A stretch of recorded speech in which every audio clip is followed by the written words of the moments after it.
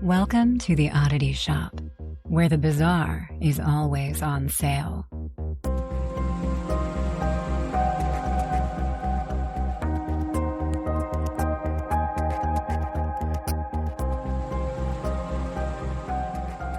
Welcome in yon balls to the Oddity Shop. I'm your curator, Kara. This is your other person over there, Zach. Easy for you to say. And this is the podcast where we tell you creepy, odd, weird, strange, perplexing, mind-bending. We got new adjectives today. Stories from around the globe. Cool. How are you? I'm doing all right. That's about it. How are you? I'm good.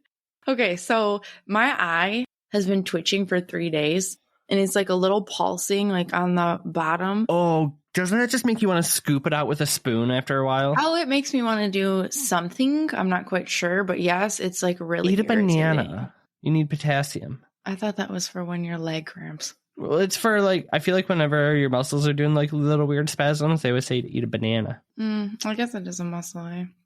You're also supposed to eat a banana if you can't sleep, but you're also not supposed to eat a banana before bed because it has sugars, so then you can't sleep. I don't really like bananas. Like I do, but I don't like the little long stringy things on them, so I have to like cut the banana up because then I don't get it. It's just a long thing. I do the same thing, but I sit there and peel those little stringies. And like, okay, what end do you open it from? Are you gonna say you open yours from the bottom? Like not the stem? I don't know. I want to know what you consider the bottom to be. So I usually open it from the stem because that's how I was told to do, or that's how it was shown when I was little. However, I did hear that if you open it from the other end, you don't get the stringy things. That is true. You get a lot less of them. So I open it from the other end, but I don't like that little thing at the very end of the banana. No, it's disgusting.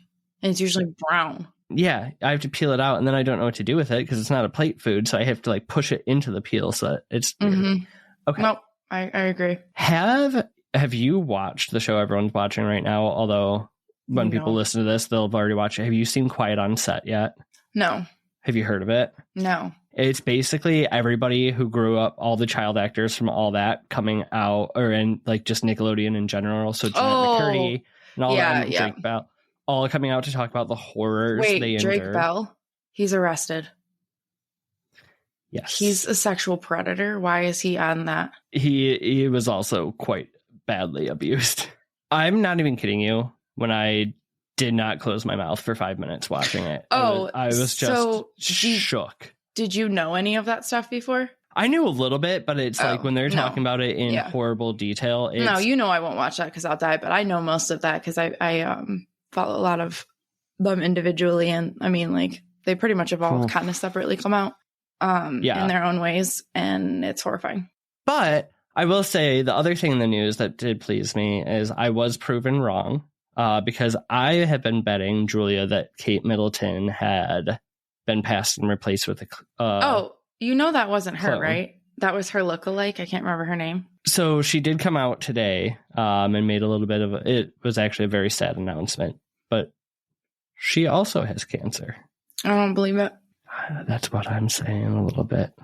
But I don't know. I'm obsessed with the Windsors. I'm obsessed with everything. I think she wanted to leave the family and then she was murdered. And then they're going to replace her with a lookalike. That's what I was telling Julia, and she argued with me all week. I mean, now, everybody listening, give us grace. We don't know what happened. We're probably going to be a completely different story in 6 weeks. So if we sound like idiots, here's the thing. I don't even care what the story is in 6 weeks. I don't believe it. They did the same thing to Princess Diana. She wanted to leave. She found a new boyfriend. She was pregnant, and they fucking ran her off the road and killed her. It's the same fucking thing. I bet you she's dead. It's so sad to say. She dead. Okay. All right. What else you got going on this week? We've had some really depressing shit so far. That's just what I've been obsessed with is Quiet on Set and the Kate Middleton conspiracies. What have I been obsessed with? Oh, this is not... No, this is... Okay, so I cannot fucking remember what state this was, but a little girl in middle school turned in a project or a report. She had to write a report on people that she looks up to. Or like that she, you know what I mean? Like a celebrity that she looks up to. Like a role model. Yes. And so she wrote a report on Jelly Roll and his wife, Bunny. about how they've overcome drugs, addiction, all kinds of stuff. And look where they're at now. Now they're trying to help pass laws, and they're, speaking at the Senate about fentanyl, and they're doing really great things, right? So she writes this report about them, and she draws a little picture. I mean, it's a middle schooler. The picture is just, a little jelly roll face and a bunny. Like, it's nothing elaborate. She's a middle schooler. And she got suspended. That's insane. Because she drew a picture of somebody that dresses provocatively at times, even though the picture is just a little bit of a face. And so she got suspended about her, whatever. So anyway, this whole story got to Bunny, and then all these people started rioting, and they figured out what fucking school that was, and it was bad. And all these parents started coming out about all these other allegations of the school and how horrible it is. And like, people are getting like, it's just crazy. So this is so cute. Could you imagine having like a terrible viral moment like that as a middle schooler? Yeah, it's awful. But this is why I fucking love Bunny so goddamn much. I don't care what she looks like or what she wears. She's an incredible human being. She gets in contact with the mother, gets the drawing, puts it on a fucking t-shirt, sells it as merch, and gives all the proceeds to the daughter for her like future college fund. That's amazing. And it fucking sold out in 2.5 seconds, and it broke the fucking internet, and I couldn't even order one because it wouldn't let me. Oh my God. So that was a really cute story that I was obsessed with. Oh, I have one that I started to talk to you about, but I'll share with everyone. So Julia and I finally booked this trip to go to West Virginia in May. Mm-hmm. And so we booked our Airbnb the other night, and the host sent us a message. She's like, so like, what brings you guys to the area? I was like, well, my roommate really loves like, nature and good food and all that kind of stuff. And I'm like, I'm really down to check out the Appalachians and like search for anything cryptid related. And he responds back right away. He's like, Zach, my friend, you were the first person to stay here to mention cryptid. For the past 2 days, me and him have been chatting back and forth, and he has shared me every cryptid tale in the area, all the places to go, like how to look for them, all this crazy stuff. I'm like, I found the best host ever. Did you plug the podcast? Of course I plugged the podcast. Good. That's so cute. Yeah, he knows. He knows, and he got the link. Yeah, you're probably gonna vanish. Oh, I'm gonna disappear. I'm gonna go live with the little humanoids in the mountains, apparently. No, it's not gonna be willingly vanish. You're just gonna vanish. If a cryptid takes me, I'm telling everybody right now, it was willingly. I chose. It depends on which one. All right. This has been too long. Let's go. Yes. What's your question? I almost said, do you have a question? No, I have a question. Okay. What's your question? Do you think time exists as we understand it, where the past is the past, the present is right now only, and the future is yet to come? Absolutely not, homie. Explain. I can't. I can't. Time is stupid. Time don't make sense. It's not real. It's not. All right. We're talking about time weirdness, but I am going to pull it into how it relates to hauntings. Okay. In what we're going to call temporal anomalies. Ooh. So, Yes, I'm ready. So we're going to start with the definition of what time is from Wikipedia, because I love me some wiki. Time is the continued sequence of existence and events that occurs in an apparently irreversible succession from the past through the present and into the future. Then it gets really wild. It is a component quantity of various measurements used to sequence events to compare the duration of events or the intervals between them, blah, blah, blah, blah, blah. Okay.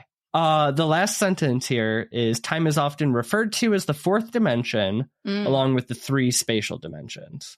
Okay. Okay. So like some of the earliest human tools we know were clocks or timekeeping. Like time has been ruling and governing human life since the beginning. Which I just don't understand. So, well, I mean, it makes sense, right? Like we govern our entire lives by the time, right? Like we know we have to do this by then. Like it makes sense as far as like a productivity and like almost understanding the world we live in, that we've constructed time the way it is. But it might be less of like a hard and fast rule and more of just like a tool we use. Okay, yeah, I agree. Alrighty. Well, this is going to make it really easy because I have a whole part of here about where you're going to have to suspend your disbelief, but you already bought in. I don't even know what to put in here. You believe everything.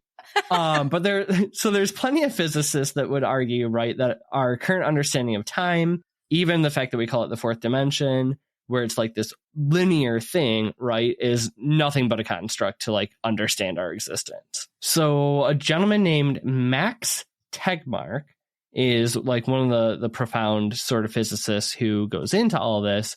And he's like, actually, time is just an illusion and it only exists because of human memory, which makes sense. We can't predict the future because we don't have memory of it. The present is fleeting because it's always going right into your memory, and then your memory holds all of the past. Okay. So he explains, right, like when you're looking at time, that everything that has happened, is happening, or will happen is actually all happening at once.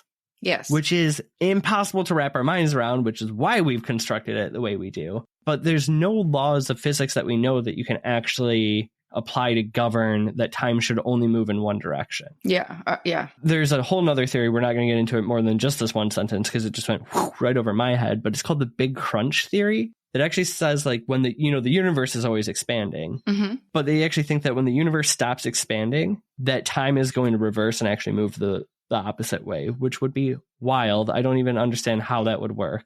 Oh. But Max, who we were talking about, he doesn't quite go that far, but he kind of says the universe is more like this block universe where space and time are deeply connected, obviously, space-time. And he uses evidence of Einstein's theory of relativity, where he predicts that space and time are both part of the 4D structure, and that everything that has, is, or will happen all have their own coordinates on basically like a map. Okay. Right. So instead of thinking it as a line, think of it more of like the map, and every event is like a city. Okay. Right. So if you walked from one city to another city, for you, it would appear that one of them happened and is now gone and you can never go back. And the place that you're in is the present, and the place that you're heading to is the future. Okay. I guess in my brain, and maybe, I don't know if you'll get into anything like this, but in my brain, I think of it as layers. Yes. So we're going to get it. Okay. There's another way. When he's saying everything has its own coordinate on a map in this block theory, that there are multiple blocks then stacked on top of each other. So it is layered. Oh, so it is kind of like layered. Okay. Yeah. You're going into like the 8th grade level. We're staying here at like 1st grade level just to try to make it visual for people. But no, I mean, it's one of those things. It's so, because we can't conceptualize a dimension other than the one we live in, it's so hard to like say it, right? So some people say it's layers. Others say it's fabric or a map, whatever. But what they're really trying to say is that, like, if you could perceive it outside of human perception, you could technically see that all things are happening all at once. It's just when you are able to perceive them, then how you make sense of what you're perceiving. Okay.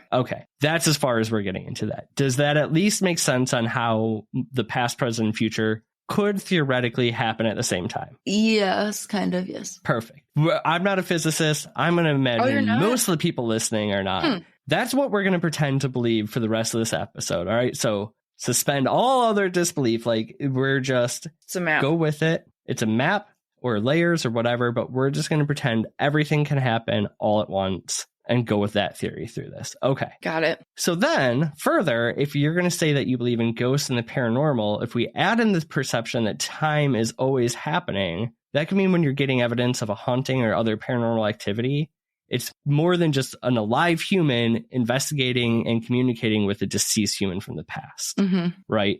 What are your thoughts on that so far? Oh, I'm loving it. If you sort of accept the theory, right, that time can happen all at once, like, it throws so much of paranormal investigating into an entirely new realm of our understanding of talking to ghosts. It could be so many different things. So I found a couple different stories for you that sent me, well, the first one is what sent me down the rabbit hole that reminded me of some of these other ones, but it's mind-blowing stuff. So have you ever heard of Kalani Smith, that ghost hunter from Hawaii? He does a lot of like YouTube and Instagram stuff. I don't think so. Okay. So he's like part influencer, part paranormal researcher. And he's been hunting for years, and he did a podcast recently the podcast is called The Relentless Pursuit. He was on episode 83. Okay. And it's like hours long. They talk about a ton of different stuff. But when he starts to get into ghost hunting, he was talking about some like the weirder things that have ever happened to him. So I actually came across this because my boss sent me a TikTok of a clip from the podcast. And she's like, this is so episode worthy. Yes, Christina, you were right. Oh, do I know who you're talking about? My boss? No, this TikTok, because I think I had said something and you're like, oh my God, just hold your thought on that. Yes, I did start to talk to you about it. Okay. he's starting to talk about one of the wildest things that happened to him, and he was communicating with something, and what caught me on it, he goes, instead of it being behind me, it was in front of me, right? And I'm thinking at first like he's talking physically, but it is so not. Ooh. Okay, so this event that happened to him at a funeral home in Fort Wayne, Indiana, and him and his wife are doing the Estes method, right? Okay. So the wife's under, he's asking questions, she's responding. Mind you, she can't, Estes method. She can't hear him. She can't see him. She's just going with what's coming through the spirit box. So for those of you that don't know the Estes method, if you're new here, you have a spirit box. It does radio wavelengths. You're plugged into headphones that you can't hear anybody else. The other person asks questions, and then the person that's under, like Zach said, is just spitting out whatever words they're hearing. They're also blindfolded, so they can't see or hear. Yeah. Yes, so you're immersed. So they're starting to get some intelligent responses, and this, let's say, entity instead of spirit, this entity starts to introduce himself. So he says his name is Raymond. Mm-hmm. And Kalani is talking about it, and he's like, one of the things I always do is I always try to figure out where they are, where they were from. He goes, so I asked him what year it was. And he goes, and then I got extremely confused because the answer was 2082. Mm. He's like, I thought I heard it wrong at first. We had it confirmed, 2082. So it's like, then I realized something really weird was happening because Raymond, the, in quotes, spirit we were talking to, starts to ask me to knock on the wall to give him signs that I'm present. So Kalani has like an oh shit moment. I have goosebumps right now. That has to be so, I don't even know what word, I don't know what the word is, but that has to be so just paradigm shifting. This has to be paradigm shifting. I couldn't even imagine. Yeah, it just changes the way you view all this. So Kalani, in his present, right, is realizing that Raymond in 2082 thinks that he is the ghost. It's like so ass crazy. Backwards ghost hunting. That's so cool, though. Right? So Kalani starts to ask this guy in 2082, he gets smart and he goes, what's your grandfather's name? Mm-hmm. So from Raymond, he gets the name, the city, and the state. Kalani goes on Facebook and actually finds this guy. City's right, state's right, name's right. He goes, so I'm creeping through his social medias and he's liking and interacting with all these pages that deal with physics, dimensional theory, astral projection, on and on and on. Okay, I'm sorry to interrupt, but I'm just I can't move past this because he asked for this guy Raymond's grandpa. Yes, because if Raymond is in 2082, yep, his father, assuming he was 30, right, would be born in. Yep. Oh God, that is so much. I had to do the same thing too. Okay, I'm so glad you just did it that way because I can completely understand. Yes. Awesome. Okay, so he starts finding some of the posts, and the last post he can find from the grandfather is in one of those Facebook groups about the interdimensional shit. Okay. And he just said, this is getting too dangerous. I have to go. And that's the last post he could find.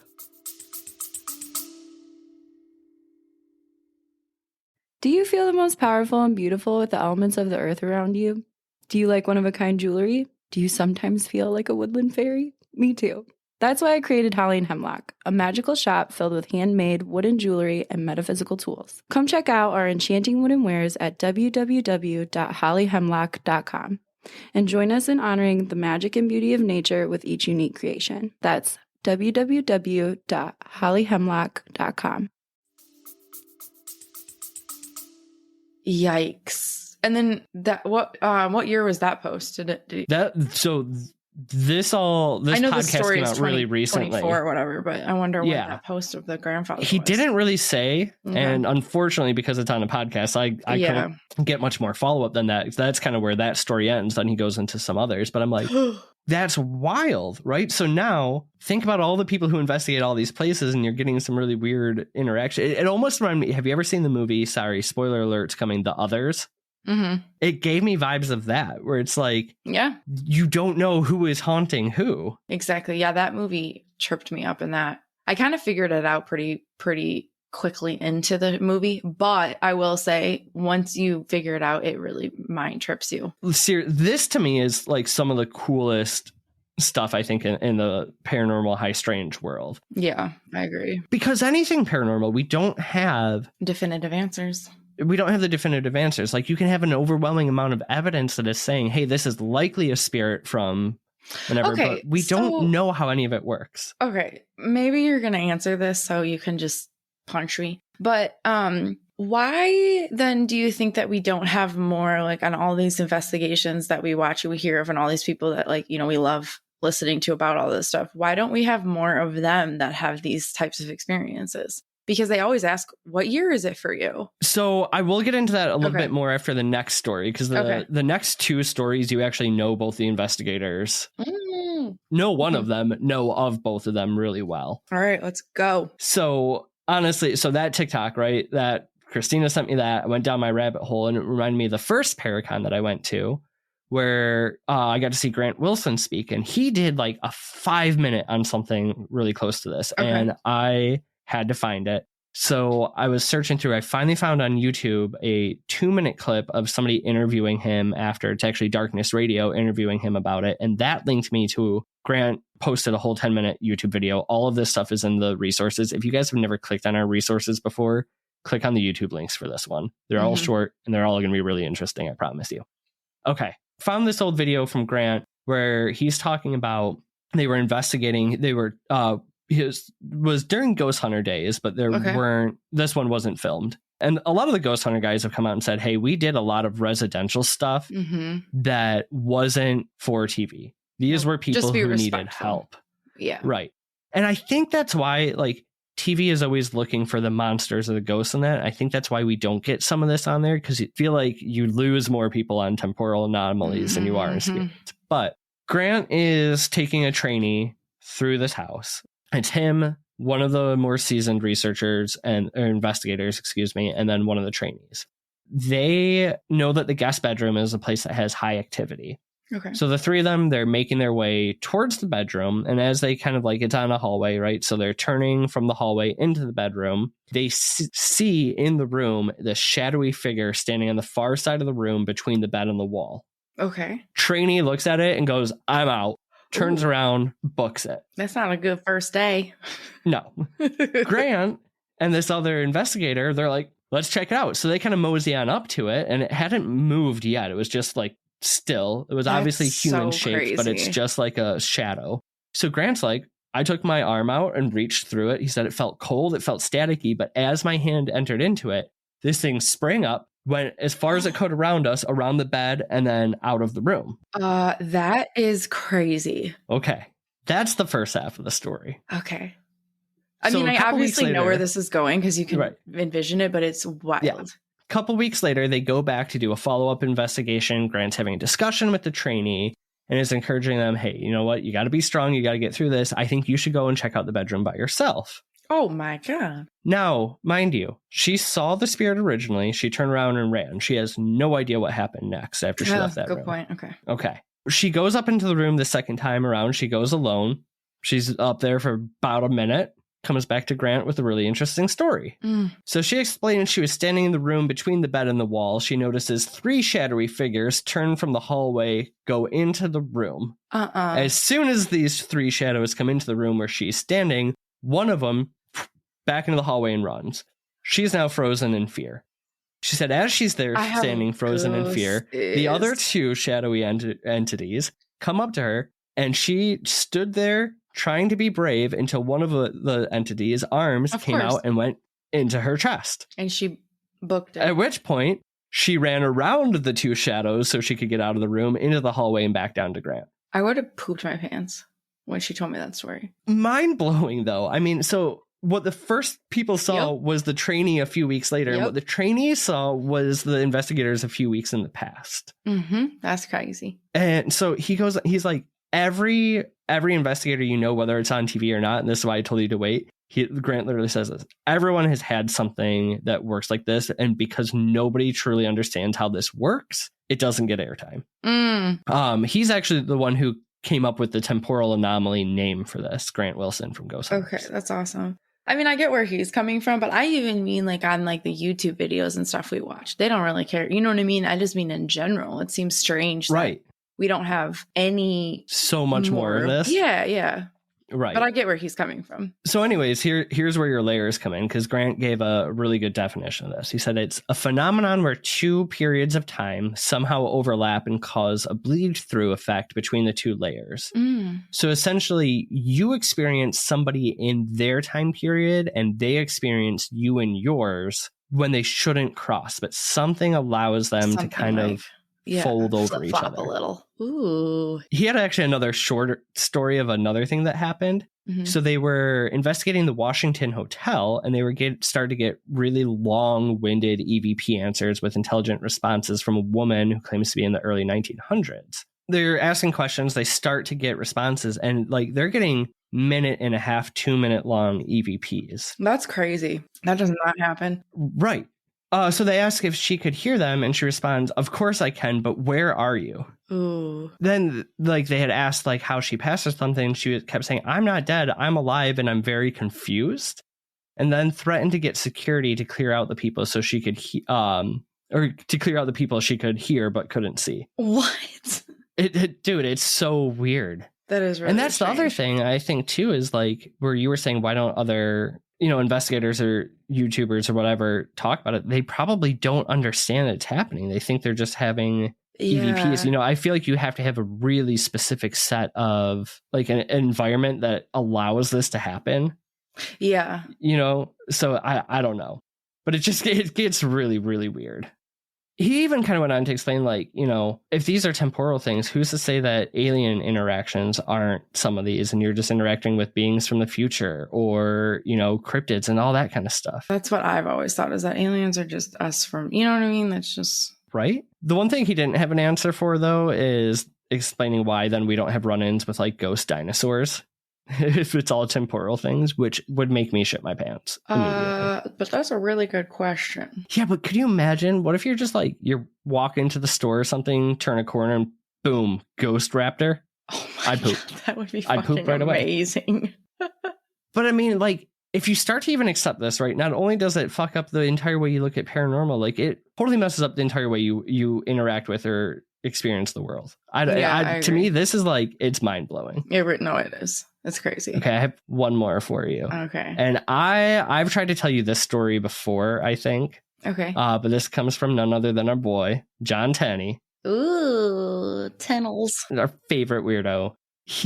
Before he did the What's Up Weirdo podcast, obviously he's been a lecturer, investigator, everything forever. He had a podcast called The Realm of the Weird. Mm-hmm. None of it's hosted by any podcast host anymore. You can't find it on any of the players, but you can find every episode on YouTube. Oh. Go binge them all. Okay, I will. They're all like 10 to 15 minutes. Every one of them will leave you with goosebumps. And it's just, he's such a great storyteller. He is. His voice is great. And just like the way he like builds everything up. I don't know. I love it. It's terrifying. Don't listen to it at night when you're driving by yourself. Mm-mm. I made that mistake.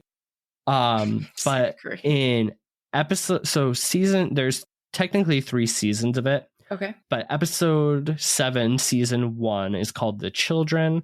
Mm-hmm. Only a 9-minute listen. Once again, that's in the notes. I'm going to give you the condensed version.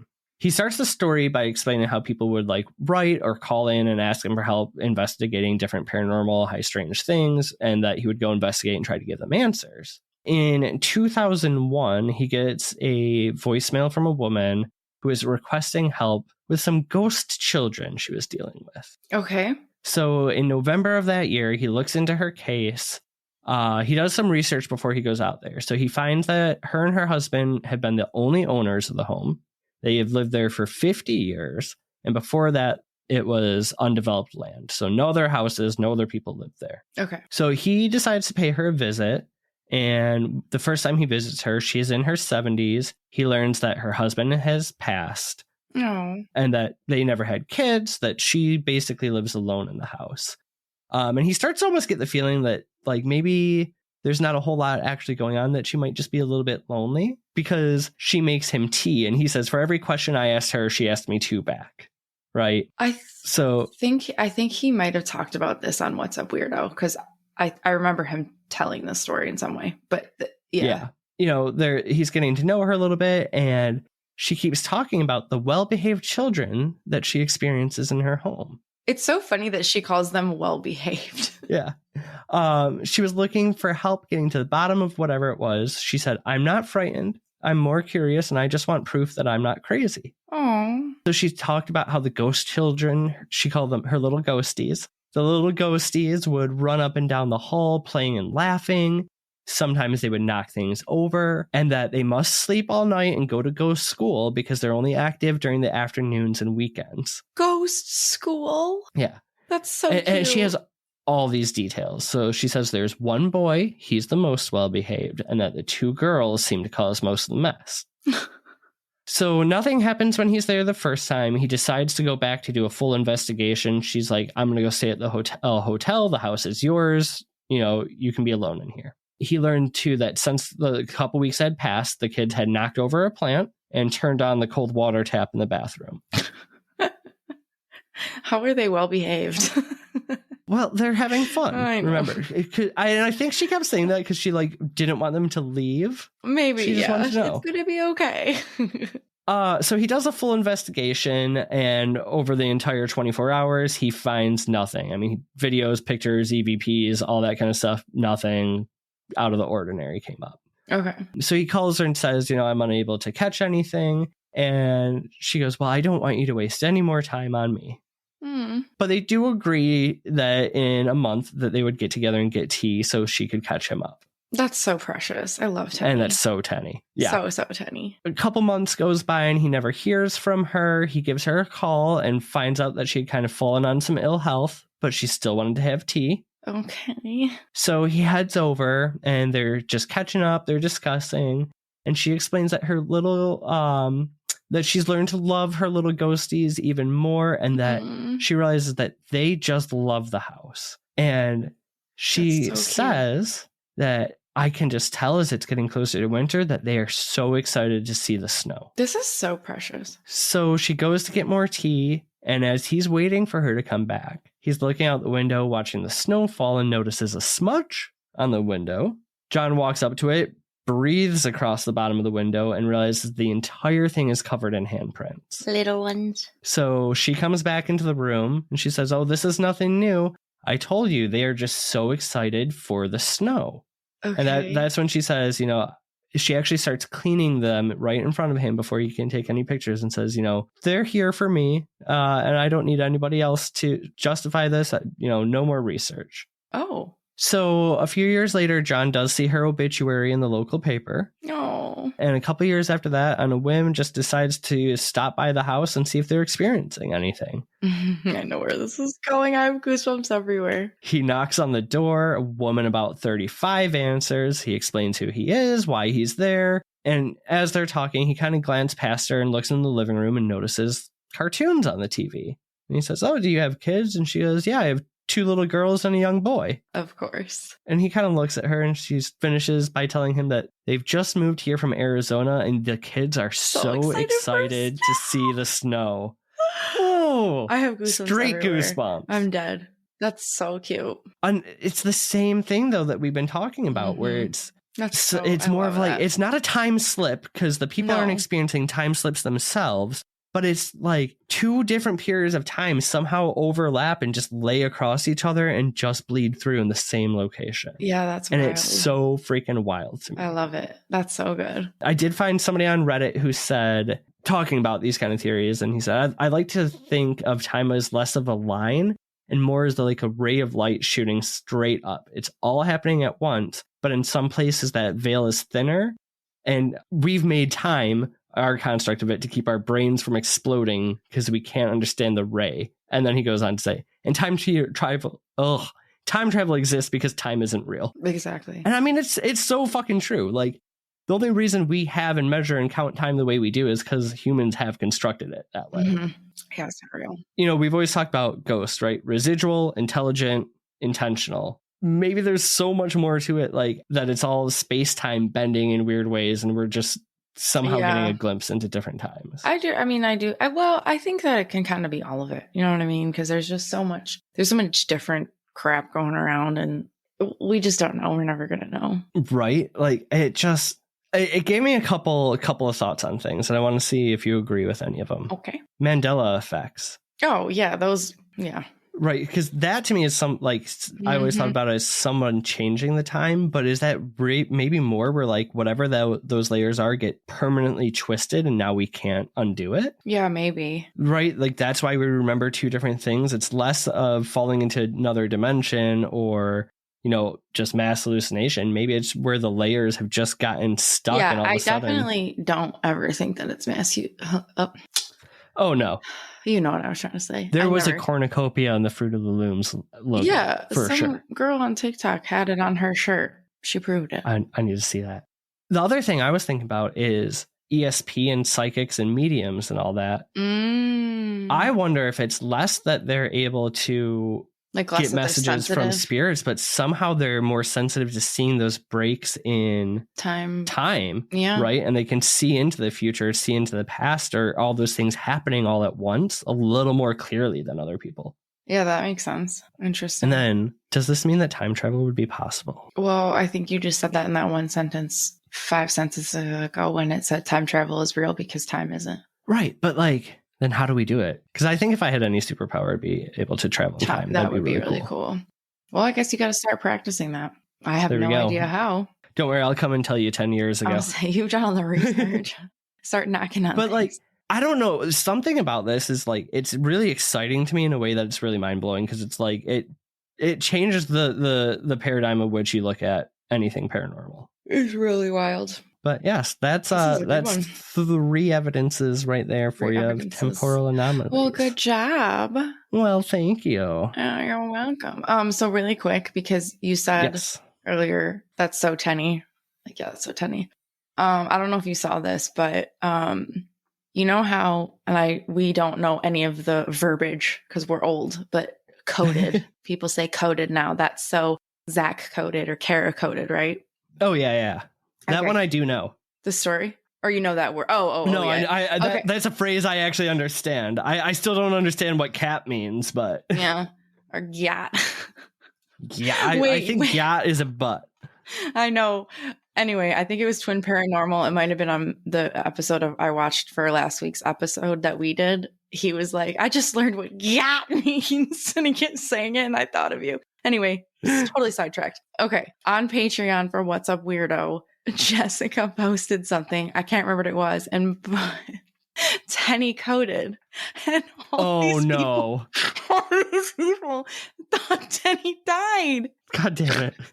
And like legit people were like, oh my God. And I think Jessica said that she didn't see it for a while. And then people were texting her like, what's going on? She just drops in like, Tenney died, and then doesn't look at her phone again. That's amazing. I thought it was great. So like that would be something that like we would do because it like we're trying to be cool, but like then the people that but she would use it right. But for people that are probably more our age that don't know what that means in slang. Amazing. Okay. Anyway, that was awesome. Well, that's it. So. If we have any investigators who listen and you do know more of this, I am obsessed. I want to know more. Tell us more about these weird, like, time slippy things. Why are you so obsessed with me? I'm not obsessed with you. I'm obsessed with figuring out time. Figuring it out.